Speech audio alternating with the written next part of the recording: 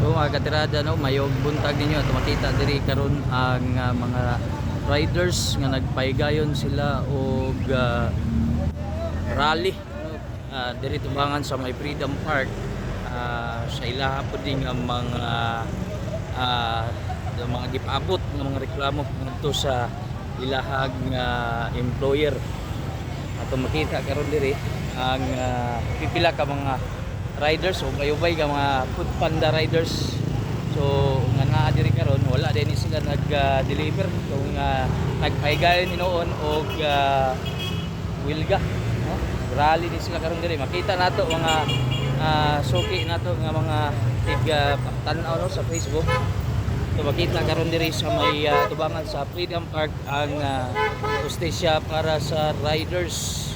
Doon na po yung nakabutan rin pa si Base Fare 55 ipatupad ngayon riders interview. So nana sila yung mga kaning reklamo nga gipaabot karon diri sa tubangan gyud sa may Freedom Park kaning ilahang mga reklamo. So ato makita karon diri ang ilahag mga tarpaulin ug ilaga mga placards nga ilag gipang gipakita na ay nakabutang works right are non-negotiable.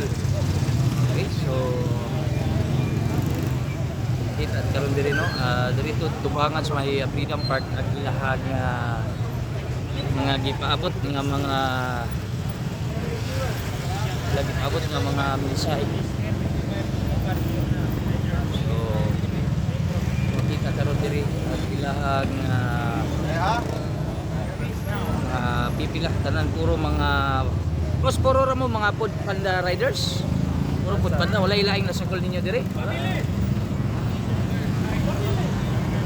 Ako bang rider ka diri sa gilid?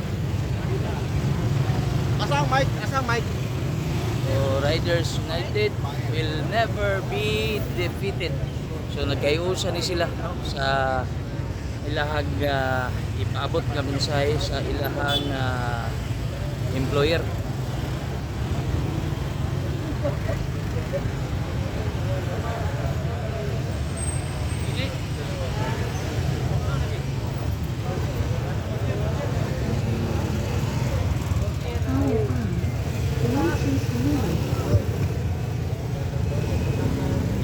Huwag yung mata ng rider dyan sa likod.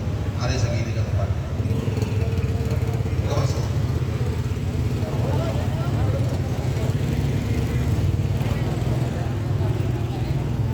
Asan ang sentro ng kawan?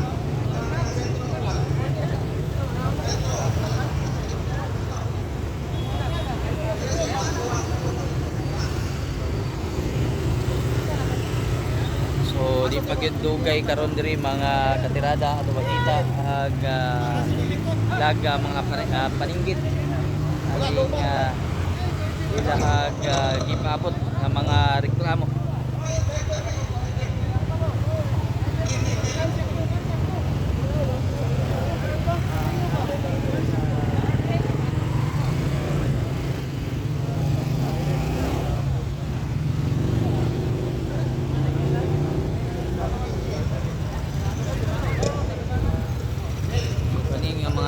Tubangan karon kaning mga posible na mga opisyal sa mga food panda riders.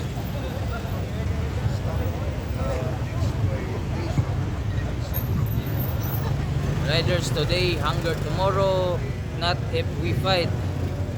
No? Kita niyo din ang ilahag mga gustong ipabot per delivery fees now ay kita nila nga mga placards silang kala sa ilag pagpaygayon karon diri og rally diri tubangan sa mga Freedom Park ang maong mga riders. So atong pangutanon sa balik no. Tapos puro taga Dumaguete ni or lain-laing lugar. Kinsa mo? Taga asa mo? Puro taga Dumaguete ni. Ayaw yung dispensa sa mga nakakita o naglanto ang nangagi karon Mangayo sa inyong dispinsa sa kauluhan sa Dumaguete o sa ato ang probinsya. Naami sa inyong atubangan karon para ipaabot sa kadaghanan kung unsay sitwasyon sa atong mga delivery riders diri sa Dumaguete.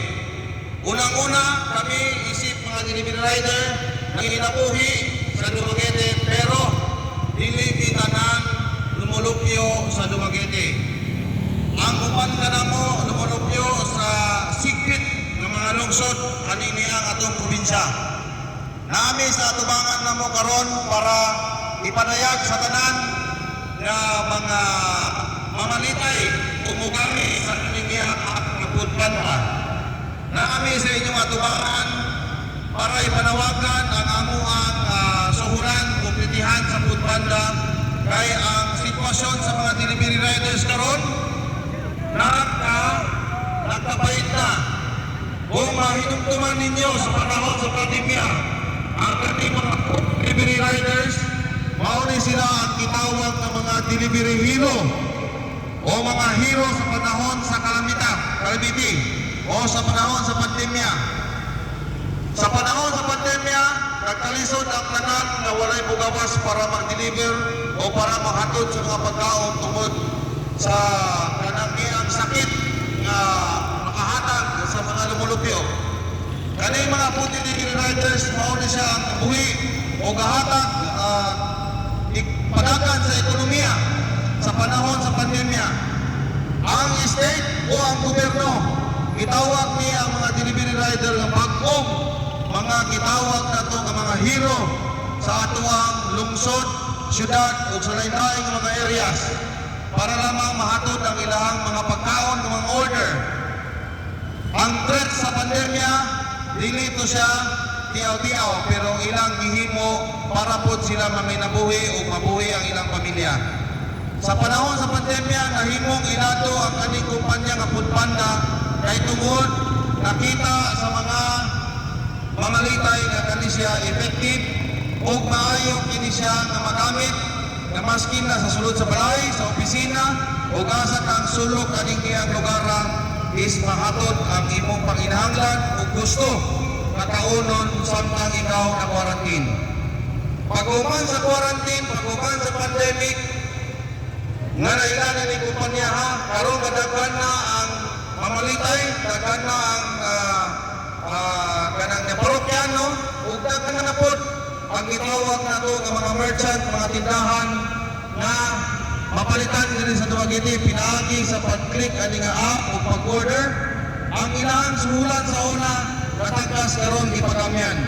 Kung kanus ang product, kanang niyang kanta nga, spaghetti pataas, spaghetti pababa. So ang delivery, naragana ang mupalit, ang ilang delivery fee is ipa-ususan. Dili makatarungan na ang delivery rider mo dawat na lang 20 pesos o 25 pesos na delivery fee. Kaya nga naman, ang mga paliliton diha pananglitan sa mga tindahan naanay 40% ang kita sa kaning kumpanya nga Foodpanda. Unya sa delivery rider, basta ko pa po ang ilang ikuha.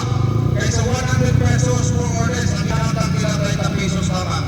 Pero ang kaning customer, ibayaran na rin tibuok, ibayaran na rin tanan sa customer para unta sa delivery rider. Masyak na lang ang mga customer, kaya naman, ang kaning ilangang paminaw maghihatag sa delivery rider is abi nila nga nakonsumo ni o nahatag na to, pero ang tinuod wala kini. Ang mga tip maghihatag sa online ay tumuha ang ating mga delivery rider. Ulan init sila manarabaho, ulan init sila maghatod o taas kayo ang risk sa ilahang panginabuhian. Under threat sila. Ang tip na ihatag, ang kumpanya, kuhaan pagyapon o komisyon. So mauna kung makita ninyo sa mga gibutang diri nga placards, nami fair delivery fee na unta ipatuman. Ang base fee namong gustong ipanawagan sa Foodpanda kay 55. Dili pwede na ang mga rider karon nang inabuhi o nabuhi diri sa Dumaguete pagkaugma ang mahitabo is sila magutom. Dili pwede na ang Dumaguete nga food panda nag-income og pinilyon diri sa tuang lungsod, diri sa Dumaguete, pero wala sila opisina. Kung naay problema ang mga customer, naay problema ang mga merchant, naay problema ang kaning mga delivery rider, wala sila maduulan. Pero ang i-provide ni Food Panda is puro EI tanan. So ang ilang kaistorya dili na tao, ang ilang kaistorya is robot. Mauna kung panaglitan ang mga customer na ay mo, cancel silang mga delivery. Ang mahitabo is ang delivery rider mismo ang masuspenso. Ang delivery rider mismo ang tagaan ng penalty. Pero kani sila, dili nila salani. Ang salani is ang sistema mismo sa Food Panda. Pero naabay gihimong resolution ng Food Panda na sulbaron ang kaning mga problema nga wala. Kami usab mahimong manawagan mi sa lungsod sa Dumaguete kay tungod naman diri tanan ang mga merchant o diri ang mga tindahan nga ang kaning Food Panda nagnegosyo. Na unta kay kaniadto pagsugod nila naay opisina ang kaning nagnegosyo diri pero karon wala na. Nanawagan mi sa estado sa Dumaguete nga ang kaning kumpanyaha nga Food Panda atong ipatawag o dapat nga naa sila yung opisina diri para masulban ang among mga problema. Dili unta ang mga delivery rider magkahinayon o kaningniang protesta o rally diri sa kalsada kung ang estado buliyo pod o muhatag og proteksyon diri sa mga lumulupyo o mga prostituent diri sa Dumaguete nga nangainabuhi. Kaya kaniadto naa sila business permit diri sa Dumaguete. Pero karon wala na sila business permit. Pero ang mga delivery rider kinapangayuan sa estado o health card. Pero ang kumpanya nga ilahang kinapangayuan o kanyang niyang health card sa estado wala ka-exist diri sa Dumaguete. Wala kang nagbayad o tax diri sa Dumaguete. Wala kang pagkabana kung unsay problema sa tikuhaan o income diri sa Dumaguete ang kaning niyang Food Panda. Kami nga mga delivery rider, dili mi against sa state, dili mi against sa gobyerno. Ang amo lang paminawon o tungkol ang amo ang mga problema isip mga nagtrabaho o nang inabuhi diri sa lungsod sa Dumaguete. Wala pilay ituwa, hindi justisya lamang para sa mga delivery rider. Kaya ang ilang mga ipuyan para pwede sa ilahang kaugalingon na pamilya na mabuhi sila. Kung timanan ninyo ang kanyang mga delivery rider na hatag po siya sa pagpanindot o pagpaayo sa ekonomiya diri sa surungsod sa Dumaguete o gihapon naghatag po siya o inaayo sa tuang turismo na kung mga ang turista na diri local man o international kung mo-order na ay makuhaan o ay mapalitan. Pero ang pinakadagong problema kung ang kaning mga turista o mga lokal na tourist, kung naa sila problema sa ilang mga orders, o naa sila problema sa ilang pagkaon na ipalit, walay maduulan o walay mareklamuhan. Ang kanunay matagaan o penalty, walay lain ang kaning mga food delivery riders. Sa ilaha o sa ilahang apagatanan, ang penalty na ihatag sa kumpanya. Ang kumpanya nag-earn ngadto sa app around 70% sa kita sa delivery rider o ngadto po sa mga merchant. Among gipanawagan ang ato ang estado katabangan ang kaningihang itong mga delivery rider na iundan ang exploitation. Wala may problema ang isa ka negosyante magnegosyo sa lungsod. Wala may problema kung ang isa ka tao nang inabuhi sa lungsod. Ang problema kung ang estado nagprotektar pa sa negosyo ngari sa lungsod o iprotektahan po pa sa estado ang kaning mga nang inabuhi na mga negosyante aris Dumaguete o aris sa tong estado. Among panawagan simple lang, dili ni siya ikadaot, maskit kakinsa among panawagan ang Estado mo intervene kay tungod ang kaning mga delivery rider sa kaingon ko pa exploited ni sila sa sistema karon nga gigamit mauna ang internet o ang app na lang mismo. Nami karon sa kalsada para magpakita dili pa para maghatag og kanautan sa imahe sa tuwang lungsod. Nami para ipakita nga ang kaniya mga delivery riders naghatag na siya og legal nga mga iduol nato sa NLRC. Nagkaso na ni sila, nakadaog na sila, pero ang gihimo sa Estado o kamong kabati gikan sa Estado is harassment. Harassment mismo nga makaingon ni nga ang Estado mismo o ang kaning niya mga nasa sulod sa Estado ang naghatag o kasakit o kahadlok sa kaning mga delivery rider of which ang among gipangayo o among gitunuha na matagaan o proteksyon gikan sa Estado mismo sa atong lungsod ang among mga hinanakit. Nakita na sa Estado na ang ato ang mga delivery rider nakadawag na ni sila. Pero ang among nadawat, dili proteksyon, kundi hulga na kung kami magpaibalo, magsipya sa among mga kasakit o problema ibibigultaon mismo sa Estado. Ipanawagan na mo ang Estado na to na kaning ang problema ha, inyong tutukan. Ipanawagan na mo sa mga namulupyo, mga nananaw karon na inyong tanawon ang amuang mga problema. Kaya isa sa inyo ang mga nakita ng mga delivery rider. Sigurado ko, one of these delivery riders, mga paryente na ninyo, mga ikagaw ninyo, amahan sa inyong mga anak na nag-eskwela, na ang ilang panginabuyan is nahulgas sila sa ilahang proteksyon na anytime ang kanilang mga food delivery riders pwede din siya i-terminate, pwede siya patawan o tagaw ng kanang penalty, pero ang sala is dili sa mga delivery rider. Walay madaganan ang kanilang mga food delivery riders kay walay opisina ang food delivery rider na food panda diri sa Dumaguete. Ang dakong pangutana namo nganong gialaw man sa Estado nga ang kaniyang nagnegosyo diri nga wala sila permit na mag-operate og negosyo diri sa lungsod sa Dumaguete o sa sigpit ng mga lungsod. Ang pangutana, nganong gialaw ning multinational na kumpanya nga mukita, magkuha og income, magkuha og resources diri sa atong lungsod, pero walay taxes nga gihatag kari sa atong lungsod. Nganong gialaw sa atong Estado ang kaning kumpanya ha, nga ang kaning mga namuyo o gumulokyo sa atong lungsod o mga sigpit is gialaw sa Estado nga abusaran.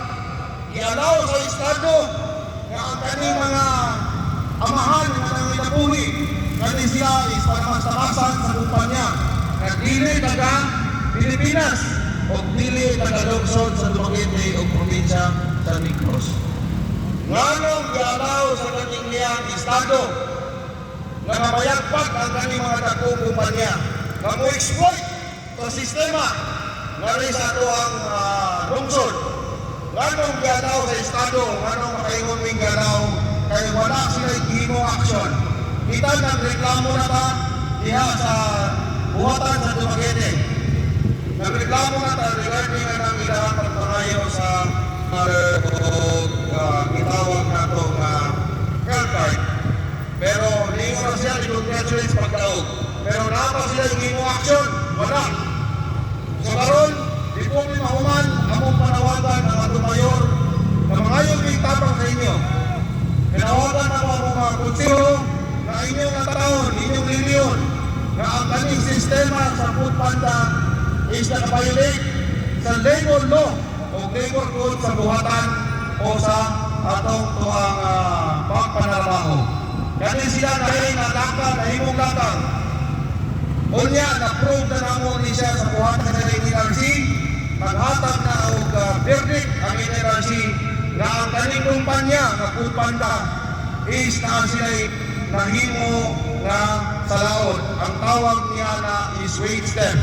Bukod pasabot sa wage step, ang kaning mga delivery rider nga namuyo o pagkinabuhi sa Dumaguete, ikawatan, utok-tutok, hapon, pabuntang pagabi, kada gawas nila sa kalsada, kada order sa customer na ilang i-deliver, ang ilang kita, ikawatan sa kaning kumpanya nga. Nga naman kung ang dakong kumpanya, kawatan ang kaning mga kabus, wala mahimuon ang Estado. Pero ang mga dakong kumpanya na manawat, wala sila pagkahimuon. Pero kung nakagani, gagmay o mga naasa membro sa Estado na makapangawat, makahimog sa laod, otomatiko ang ilang ihatag, pagkaraon o pinalbihan. Ngano ang kaning dakong kumpanya, dili man tagaan o sa laod o penalty sa atong Estado. Kamo nga nasa Estado, kamo ba ang protektar sa kaning niyang kumpanya ha? O kamo dapat ang protektar sa kaning mga lumulupyo o sa Dumaguete o sa Sigpit nga kaning sila dili angay mapusaran, dili angay gid ni sila na i-exploit kay tungod kamo dapat ang protektar. Kita ang nasa Estado dapat ang protektar ni ini. One, dili sila mahat sa any danger na ihatag sa ilang pagpanginabuhi. Dua, dapat protektado sila sa ilang pagpanginabuhi kay natay panahon. Kamo na nga naa sa Estado, kamo ang number one kung pananglitan na ay abusar, na ay exploitation, mahita po sa mga trabahador, ang iyang lungsod na ito sa Dumaguete o Sigpit niya ni kamo ang responsible na dapat muresponde o muhimong action para isulpat sulbaron ang kaning nilang ilang problema. Pero pinakatuwid ng gabay, wala'y gihimo ang Estado. In fact, among nadawat na rin isip mga delivery rider, hulga asakikan, hulga sa kumpanya na mawatan sa daw panginabuyan, hulga sa Estado nga dili sila palihogon o ginaming ang mga demonstration, ambot kung anong doon ani ang pagpadagan sa atong Estado. Nami o truhon ko, nami sa tubangan, dili para ikadaot, dili para mangdaot, o dili para maghatag og kasamukan. Nami para mangayo mi og hustisya, mangayo mi sa inyo ha, mapaminaon mi ninyo. Ang kani mga naminaw og sa Estado, katagaan mi og hustisya, tagaan mi og opisina o ipatawag ang opisina sa Foodpanda para tanang problema sa mga lumulupyo na mamalitay o mga delivery rider o mga negosyante magkanaa og sulbat o hustisya kung naan sa reklamo. O before di mahuman sa among demonstration karon, ang kaning among organization, ang kaning iyang Solidarity Center, ang kaning iyang sentro, Partido Manggagawa, o ang kaning iyang Delivery Riders, National Union of Delivery Riders, mga trabahan nila kung sila nagkinabangay para matungo kung unsay problema sa uban ng mga trabahante. Wala kaming dili sa kaniyang freedom fight para maghimo kasamo. Nami nanawagan na paminaon ang problema sa mga food delivery riders o paayong buntag sa inyong tanan.